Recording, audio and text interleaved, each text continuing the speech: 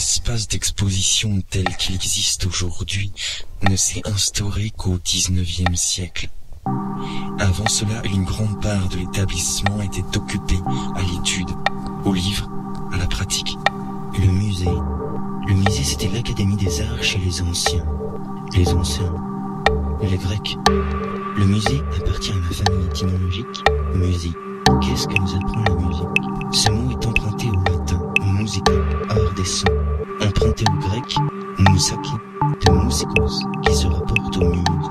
J'ai entendu dire que la muse était l'inspiratrice d'un poète, d'un écrivain, d'un peintre.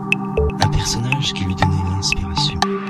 Tout ça pour vous expliquer que quand vous regardez des dessins grecs, des vases peut-être quand vous allez au Louvre, et que vous voyez ce qu'on appelle des chiens courants, c'est-à-dire ça, voyez-vous, que vous compreniez que ça veut dire respirer et expirer, c'est-à-dire vivre. Parce qu'ici, quand on parle d'un peintre, je regrette toujours qu'on dise toujours inspiration. Mais je vous dis aussi qu'il y a expiration.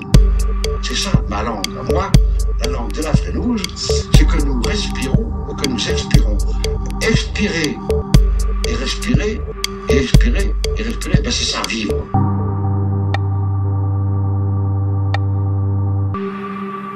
Aux cendres rares qui blessent mon cœur de sa langueur monotone, l'autre homme d'où naît l'envie se désire comme lui seul se moque. L'île poursuivie, il est guéri, elle son envie, il part se chercher. S'enflamme, se meurt, s'empâte les mille remparts, des poings serrés s'échappent, s'égrènent sous gît l'audace de frapper ses murailles.